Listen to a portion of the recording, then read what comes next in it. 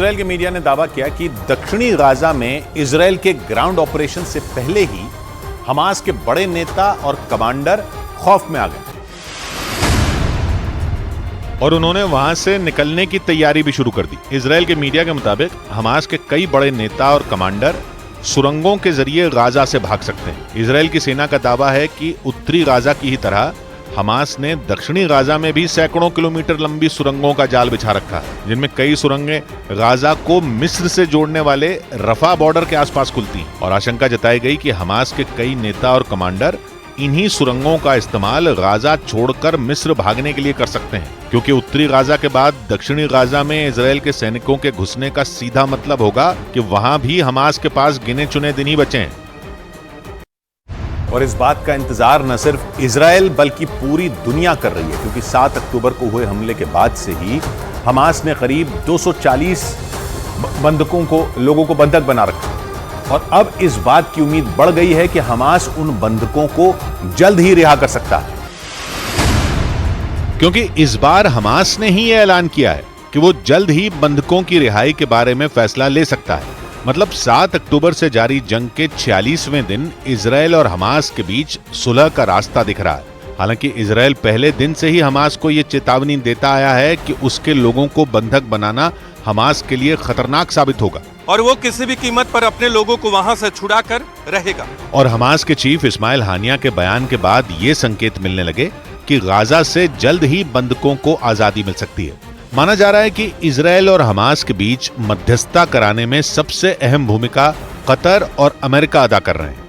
America के मुताबिक Israel और हमास के बीच अब गिनी चुनी चीजों पर ही सहमति बनना बाकी है, जिसका मतलब यह कि दोनों के बीच बंधकों को लेकर लगभग सारी शर्तें तय हो चुकी हैं।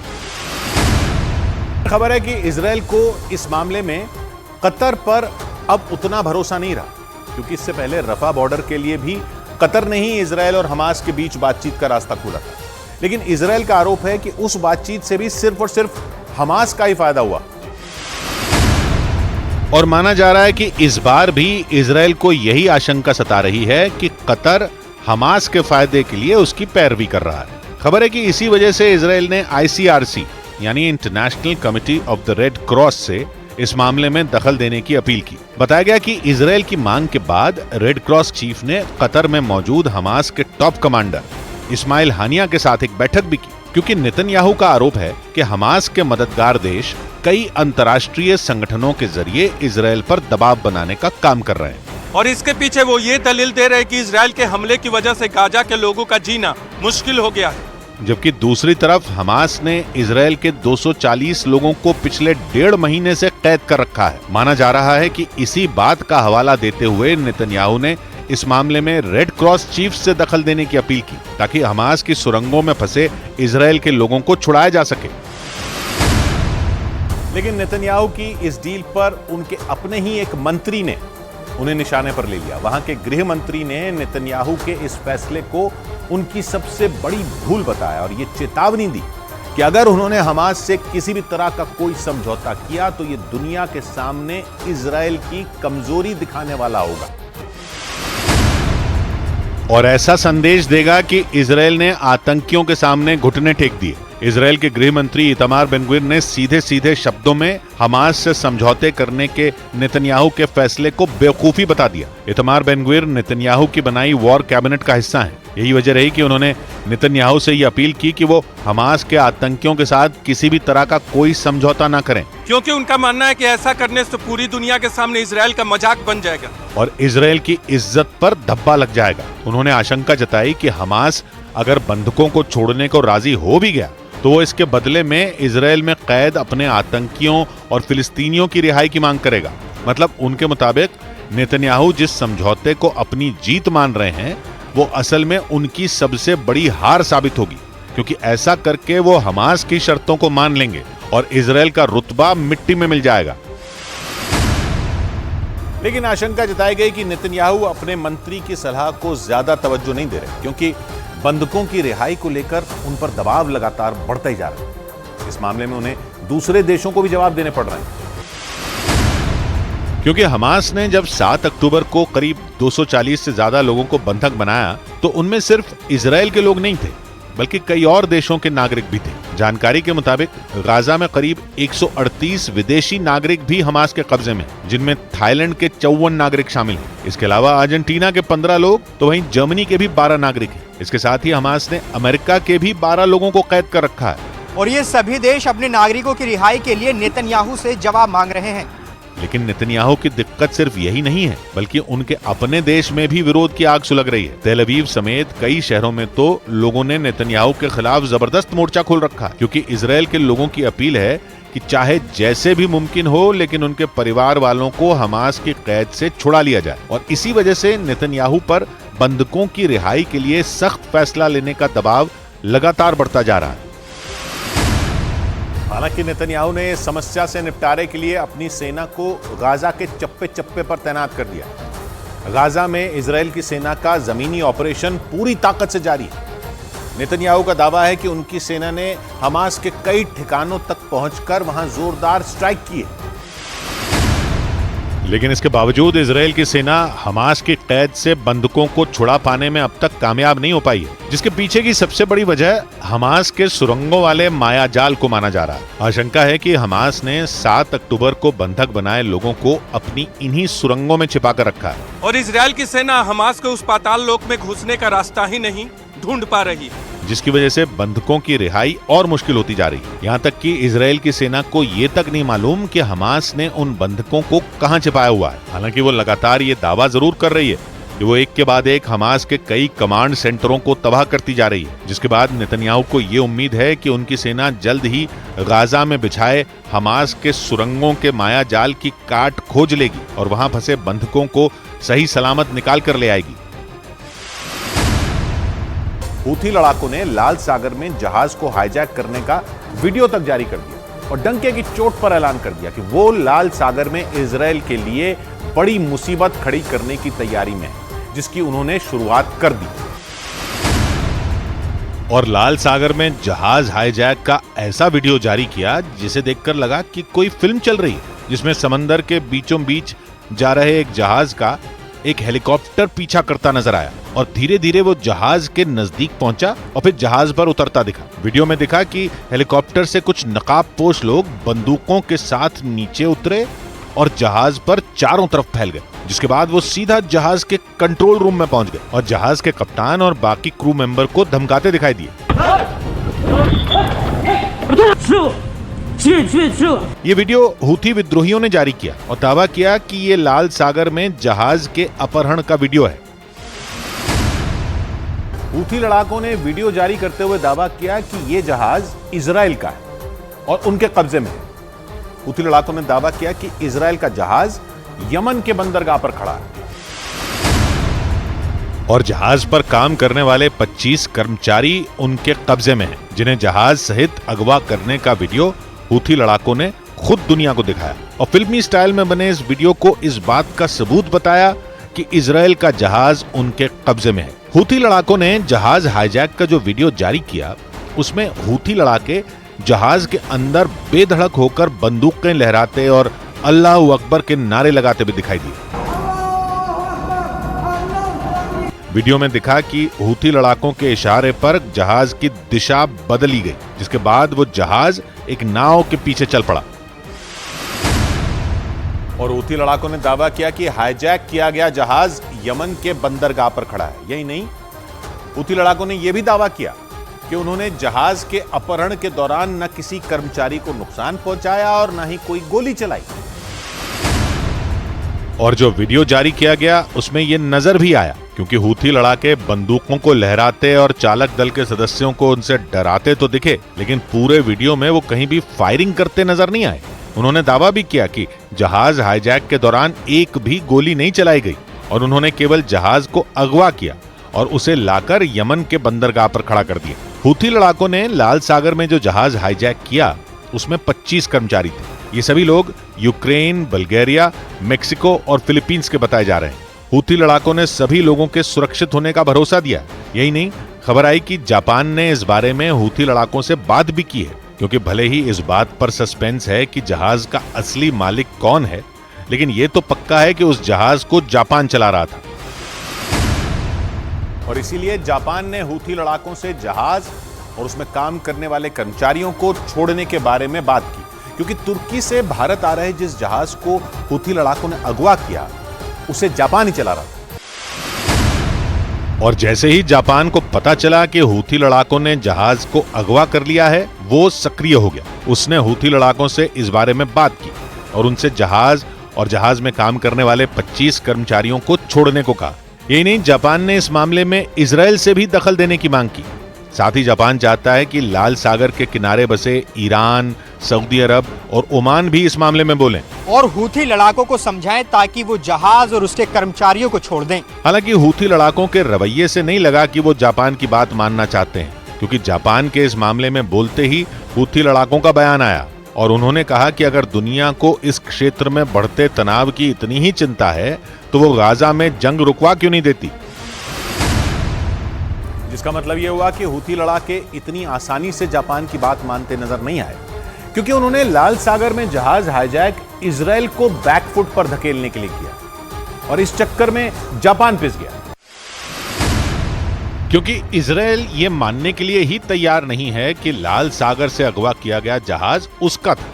इजराइल ने दावा किया कि हूथी लड़ाके जिस जहाज को अपने साथ ले गए वो ब्रिटेन की कंपनी का था, जिसे जापान इस्तेमाल कर रहा था, और जहाज पर एक भी क्रू मेंबर इजराइल का नहीं है। लेकिन हूथी लड़ाकों ने दावा किया कि जहाज इजराइल का था और जहाज के मालिक इजराइल के सबसे अमीर कारोबारियों में एक इब्राहिम रामी उंगर है, क्योंकि अगवा किया गया जहाज रे कार कैरियर्स कंपनी का है, जो इब्राहिम रामी उंगर की कंपनी का ही एक हिस्सा है। यानी लाल सागर से जिस जहाज का अपहरण हुआ उसका कनेक्शन इजराइल के बड़े कारोबारी की कंपनी से है। लेकिन इजराइल ये मानने को तैयार ही नहीं है कि हूथी लड़ाकों के कब्जे में यमन के बंदरगाह पर खड़ा जहाज उसका है। लेकिन हूथी लड़ाके इस बात पर अड़े हुए हैं कि उन्होंने इजराइल के जहाज को ही अगवा किया। लाल सागर से जिस जहाज को हूथी लड़ाकों ने हाईजैक किया उसका नाम गैलेक्सी लीडर है, जिसे आखिरी बार 3 दिन पहले देखा गया था और तब से उस जहाज को ढूंढा जा रहा है। 189 मीटर लंबे गैलेक्सी लीडर नाम के जिस जहाज को हूथी लड़ाकों ने अगवा किया उस पर कैरिबियाई देश बहामास का झंडा लगा हुआ था और वो एक मालवाहक जहाज था जिसे जापान की एक कंपनी चला रही थी। तुर्की से भारत आ रहे इस जहाज से कारों का ट्रांसपोर्ट होता है और जैसे ही ये जहाज लाल सागर में यमन के नजदीक पहुंचा, हूथी लड़ाकों का हेलीकॉप्टर उसके ऊपर मंडराने लगा, जिसके बाद हूथी लड़ाकों ने लाल सागर में इजराइल और अमेरिका को चुनौती देते हुए जहाज का अपहरण कर लिया। इसके बाद हूथी लड़ाकों ने इजराइल और अमेरिका को ललकारा। हूथी विद्रोहियों ने जिस दिन जहाज के हाईजैक का दावा किया था उसी दिन उन्होंने कह दिया था कि वो इजराइल के दूसरे जहाजों को भी निशाना बनाएंगे। इसका मतलब यह हुआ कि इजराइल के जहाजों का लाल सागर से आना जाना मुश्किल हो सकता है, क्योंकि हूथी लड़ाकों ने इजराइल को सीधा ललकारा और बयान दिया कि ये तो बस शुरुआत है, क्योंकि लाल सागर में इजराइल की मुश्किलें बढ़ने वाली हैं। हूथी विद्रोहियों का ये बयान लाल सागर में खतरे की घंटी बजा रहा है, क्योंकि लाल सागर की सीमा यमन, मिस्र, सूडान, सऊदी अरब और इजराइल जैसे देशों से लगती है और ये दुनिया के सबसे अहम शिपिंग रूट में एक है। लाल सागर का ज्यादातर हिस्सा करीब 200 किलोमीटर चौड़ा है, लेकिन अपने दक्षिणी हिस्से यानी बाब अल मंदेब स्ट्रेट के पास ये बहुत संकरा हो जाता है और इसकी चौड़ाई करीब 20 किलोमीटर ही रह जाती है। बाब अल मंदेब स्ट्रेट यमन और अफ्रीकी देश जिबूती के बीच है और यमन में सक्रिय हूथी लड़ाके इसी का फायदा उठाने के चक्कर में कि लाल सागर का जो हिस्सा यमन के नजदीक है वो बहुत संकरा है, जिसकी वजह से इसे चोक पॉइंट भी कहते हैं और इस रास्ते से हर साल हजारों जहाज गुजरते हैं, जिनमें इजराइल और अमेरिका के जहाज भी शामिल हैं, जो हूथी लड़ाकों के निशाने पर आ सकते हैं। क्योंकि आंकड़े बताते हैं कि दुनिया के सबसे व्यस्त समुद्री रास्तों में एक लाल सागर से हर साल करीब 17,000 जहाज गुजरते हैं, जिसका मतलब यह हुआ कि रोजाना करीब 50 जहाज लाल सागर से गुजरते हैं, जिनमें इजराइल और अमेरिका के जहाज भी शामिल हैं, जिन्हें हूथी लड़ाके लाल सागर के चोक पॉइंट पर फंसा सकते हैं। क्योंकि यमन और अफ्रीकी देश जिबूती के बीच के हिस्से यानी बाब अल मंदेब स्ट्रेट को ही लाल सागर का चोक पॉइंट कहते हैं, क्योंकि ये करीब 20 किलोमीटर ही चौड़ा है, जहां से आने जाने वाले जहाजों को हूथी लड़ाके वैसे ही टारगेट कर सकते हैं जैसे उन्होंने गैलेक्सी लीडर को किया। लेकिन इजराइल ने गैलेक्सी लीडर को अपना मानने से ही इनकार कर दिया और यहीं पर पेच फंस गया, क्योंकि हूथी लड़ाकों ने गैलेक्सी लीडर जहाज का कनेक्शन इजराइल के कारोबारी से जोड़ दिया। लेकिन जहाज पर कैरिबियाई देश बहामास के झंडे ने हूथी लड़ाकों के दावों पर सवाल उठा दिया, क्योंकि शिपिंग इंडस्ट्री में जहाजों पर लगा झंडा देश के रजिस्ट्रेशन को दिखाता है, न कि कंपनी के मालिकाना हक को। और बहामास में कम टैक्स और लचीले कानून की वजह से शिपिंग कंपनियां अपने जहाजों का रजिस्ट्रेशन वहां कराती। गैलेक्सी लीडर जहाज का इस्तेमाल करने वाली जापान की कंपनी ने भी इसी का फायदा उठाया और करीब 800 जहाजों का बहामास में रजिस्ट्रेशन करवाया, जिनमें गैलेक्सी लीडर भी शामिल है। और इसे जापान ने लीज पर ले रखा है और उस पर बहामास का झंडा लगाकर लाल सागर में कारों का ट्रांसपोर्ट कर रहा था। जिसके बाद लाल सागर में इजराइल और अमेरिका के लिए चुनौती बढ़ गई, क्योंकि हूथी लड़ाकों का इजराइल के जहाजों को निशाना बनाने का ऐलान डराने वाला है। समंदर के जिस इलाके में हूथी लड़ाकों ने इजराइल और अमेरिका को ललकारा, वहां उन्हें रोकने के विकल्प बहुत ही सीमित हैं। क्योंकि हूथी लड़ाकों को रोकने का सबसे पहला रास्ता है लाल सागर से गुजरने वाले जहाजों को सैन्य सुरक्षा देना। और लाल सागर की सीमा मिस्र और सऊदी अरब जैसे देशों से लगती है, जो गाजा जंग के बीच फूंक फूंक कर कदम रख रहे हैं और इस माहौल में हूथी लड़ाकों से सीधे भिड़ने से बच सकते हैं। दूसरा रास्ता खुद इजराइल है, जिसे अपने जहाजों की सुरक्षा खुद करनी होगी। लेकिन इजराइल के लिए मुश्किल बड़ी है, क्योंकि उसकी नौसेना इस समय हमास से लड़ने में व्यस्त है। ऐसे में तीसरा और आखिरी विकल्प बचता है अमेरिका, जिसके जंगी जहाज और मिसाइलें लाल सागर के अलग अलग हिस्सों में गश्त लगा रहे हैं और यही जहाज हूथी लड़ाकों के हमले से इजराइल की सुरक्षा कर सकते हैं। लेकिन उनके लिए भी यह काम आसान नहीं होगा, क्योंकि लाल सागर में अमेरिका का हूथी लड़ाकों से भिड़ने का मतलब है सीधा ईरान से भिड़ना, जिससे लाल सागर में भयंकर जंग हो सकती है। इसका मतलब यह हुआ कि हूथी लड़ाकों की धमकी ने खतरनाक माहौल बना दिया, जिसकी चपेट में केवल इजराइल ही नहीं आएगा, बल्कि अमेरिका और ईरान की भी सीधी भिड़ंत हो सकती है। क्योंकि लाल सागर के हालात देखकर लगता है कि हूथी लड़ाके इजराइल के जहाजों को बार बार निशाना बनाएंगे, जिनकी सुरक्षा के लिए अमेरिका को मोर्चा संभालना पड़ा। और एक बार अमेरिका के जंगी जहाजों का हूथी लड़ाकों से सामना हुआ तो फिर तो ईरान भी मैदान में उतर सकता है, जिससे अमेरिका और ईरान की सीधी भिड़ंत का माहौल बन सकता है। यानी इजराइल के जहाजों को बचाने के चक्कर में ईरान और अमेरिका आमने सामने आ सकते हैं। और इसीलिए माना जा रहा है कि हूथी लड़ाकों ने केवल इजराइल को नहीं, अमेरिका को भी चुनौती दी है। खुद इजराइल ने एक दिन पहले हूथी लड़ाकों की जहाज हाईजैक की हरकत को ईरान की आतंकी हरकत कहा था। हालांकि ईरान ने इस मामले से पल्ला झाड़ लिया, लेकिन इजराइल और अमेरिका ये मानने को तैयार नहीं है, क्योंकि हूथी लड़ाकों को ईरान का ही समर्थन हासिल है और ईरान ने उन्हें कई खतरनाक हथियार भी दे रखे हैं। हिजबुल्ला लेबनान से इजराइल के ठिकानों पर हमला करने के लिए ईरान के आत्मघाती ड्रोन का इस्तेमाल कर रहा है। खबर के मुताबिक हिजबुल्ला के पास ईरान के खतरनाक अबाबील 2 ड्रोन है, जिनकी मदद से वो इजरायली सेना के ठिकानों को निशाना बना रहा है।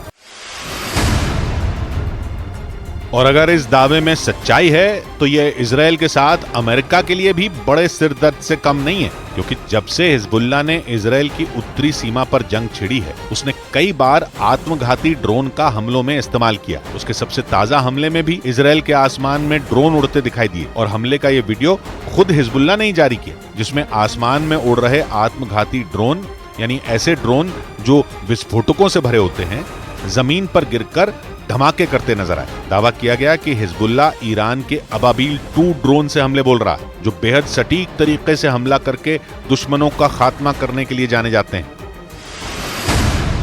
बड़ी बात यह कि लेबनान की सीमा पर इजराइल के लिए मुसीबत बना हिजबुल्ला खुलकर ईरान के ड्रोन से हमलों के वीडियो भी जारी कर रहा है। यानी वो ये छिपाने की कोई कोशिश नहीं कर रहा कि ईरान सीधे तौर पर न सही, लेकिन जंग में शामिल तो है ही। और यही बात इजराइल से ज्यादा अमेरिका की धड़कनें बढ़ाने वाली हो सकती है, क्योंकि हिजबुल्ला अबाबील 2 ड्रोन का इस्तेमाल भले ही इजराइल की उत्तरी सीमा को दहलाने के लिए कर रहा हो, लेकिन उसकी धमक तो अमेरिका को भी सुनाई दे रही होगी। इसके पीछे की वजह ईरान है, वही ईरान जो यूक्रेन की जंग में भी अमेरिका के लिए बुरा सपना साबित हो रहा है। उसके ड्रोन पिछले करीब 1.5 साल से यूक्रेन, उसके मददगार अमेरिका और यूरोप के देशों को बुरी तरह छका रहे हैं। दावा है कि ईरान अपने दोस्त रूस को 100-200 नहीं, बल्कि हजारों शाहिद 136 ड्रोन दे चुका है। ईरान का शाहिद 136 ड्रोन भी अबाबील 2 की तरह ही एक आत्मघाती ड्रोन है। यह ऐसा खतरनाक हथियार है जो मिसाइल दागने के साथ साथ खुद भी दुश्मन पर बम बनकर फट जाता है। यूक्रेन की जंग में ईरान का शाहिद 136 अमेरिका के लिए परेशानी बना, तो इजराइल और हमास की जंग में उसका अबाबील 2 ड्रोन इजराइल से दुश्मनी निभाने के काम आ रहा है। और इजराइल के मीडिया का दावा है कि ईरान के इसी ड्रोन का इस्तेमाल हिजबुल्ला खुलकर इजराइल के खिलाफ कर रहा है। हालांकि ईरान ने न तो कभी यूक्रेन जंग में अपने ड्रोन के इस्तेमाल की बात मानी और न ही कभी हिजबुल्ला के पास ईरानी ड्रोन होने के दावों को माना। यानी उसने हर बार इस बात से इनकार किया कि वो किसी भी तरह दोनों लड़ाइयों में शामिल है, क्योंकि अमेरिका, यूरोप के देशों और इजराइल का हमेशा से यही मानना है कि ईरान की शह पर ही उनके दुश्मन हमेशा जंग छेड़ने के लिए तैयार रहते हैं। ईरान के पास सिर्फ घातक ड्रोन ही नहीं बल्कि फतह जैसी हाइपरसोनिक मिसाइल भी है। इतना ही नहीं, एक रोज पहले तो ईरान ने फतह 2 हाइपरसोनिक मिसाइल का परीक्षण करने का भी दावा किया। यानी उसके पास अब पहले से भी ज्यादा खतरनाक मिसाइल आ गई। लेकिन इजराइल और अमेरिका को परेशान करने वाली एक और बड़ी खबर भी ईरान के हथियारों से जुड़ी हुई ही आई। ईरान ने अपने शाहिद 136 ड्रोन के एडवांस्ड वर्जन, यानी उससे भी ज्यादा घातक और आधुनिक ड्रोन शाहिद 238 की एक झलक दुनिया को दिखा दी। ईरान ने दावा किया कि उसके शाहिद 238 ड्रोन में जेट इंजन लगा हुआ है, जो उसकी उड़ने की ताकत शाहिद 136 से कई गुना बढ़ा देगा। हालांकि ईरान ने अपने इस नए ड्रोन के बारे में ज्यादा जानकारी साझा नहीं की, लेकिन जिस तरह से इजराइल और अमेरिका के साथ उसका तनाव बढ़ रहा है, माना जा रहा है कि उसका यह हथियार भी दोनों देशों के लिए किसी बड़ी मुसीबत से कम नहीं होगा। अमेरिका के भीतर भी ईरान से निपटने के तरीकों पर सवाल उठने लगे। ईरान की मीडिया में छपी एक रिपोर्ट के मुताबिक अमेरिकी रक्षा मंत्रालय पेंटागन के कई अधिकारियों ने इस बात पर नाराजगी जताई कि बाइडेन सरकार ईरान समर्थित चरमपंथी गुटों के खिलाफ सख्त कदम नहीं उठा रही है। जबकि ईरान के समर्थन वाले चरमपंथी गुट लगातार अमेरिकी ठिकानों को निशाना बना रहे हैं। इजराइल और हमास की जंग शुरू होने के बाद तो सीरिया और इराक में अमेरिकी ठिकानों पर हमलों की जैसे बाढ़ आ गई। इराक में अमेरिकी फौज आतंकी संगठन ISIS का खात्मा करने के नाम पर बैठी है, तो सीरिया में अमेरिका बशर अल असद की सरकार के खिलाफ चल रहे विद्रोह के साथ खड़ा है। लेकिन इजराइल लेबनान में मौजूद हिजबुल्ला के ठिकानों पर पलटवार का कोई मौका नहीं छोड़ रहा। अमेरिका भले ही ईरान समर्थित चरमपंथी संगठनों को लेकर अपने ही लोगों के निशाने पर है, लेकिन उसकी मदद के दम पर इजराइल की फौज अपनी उत्तरी सीमा पर जंग लड़ने के लिए भी तैयार बैठी है, क्योंकि हिजबुल्ला के लड़ाके उसके टैंकों तक को नहीं छोड़ रहे हैं। इसी वजह से इजराइल ने बीते कुछ दिनों में हिजबुल्ला के ठिकानों पर हमले बढ़ा दिए हैं। इजराइल के ताजा हमले में लेबनान की सीमा के करीब बने हिजबुल्ला के कई ठिकानों को बर्बाद करने का दावा किया गया। लेबनान की सीमा के करीब इजराइल ने एक दो नहीं बल्कि एक साथ कई बमों की बारिश कर दी। वहां धमाकों के साथ धुएं का गुबार उठता दिखाई दिया। उत्तरी गाजा के बाद दक्षिणी गाजा में जमीनी ऑपरेशन चलाने की इजराइल की तैयारी में अमेरिका ने अड़ंगा लगा दिया। इजराइल के मीडिया के मुताबिक अमेरिका ने वहां रहने वाले लाखों लोगों की सुरक्षा पर सवाल उठाए, क्योंकि उत्तरी गाजा से हमास को मिटाने के लिए इजराइल ने पिछले 1.5 महीने में जो किया वो पूरी दुनिया ने देखा। इजराइल अपने जमीनी और हवाई हमलों में वहां हमास को भारी नुकसान पहुंचाने में कामयाब रहा, लेकिन इस दौरान ये आरोप भी लगे कि इजरायली सैनिकों के हमलों में बड़ी संख्या में आम लोगों की भी मौत हुई, जिसकी वजह से इजराइल के साथ साथ उसकी मदद करने वाले अमेरिका की भी पूरी दुनिया में आलोचना हुई।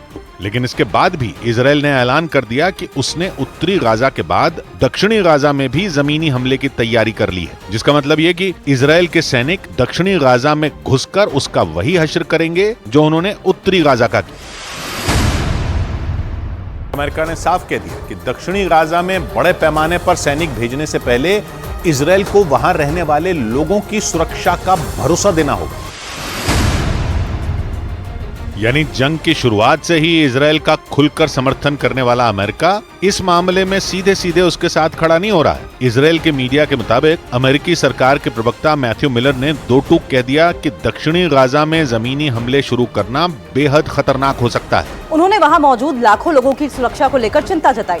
और मैथ्यू मिलर ने इजराइल से साफ कह दिया कि दक्षिणी गाजा में सैन्य ऑपरेशन चलाने से पहले उसे ये बताना होगा कि वो वहां मौजूद आम लोगों की सुरक्षा कैसे करेगा।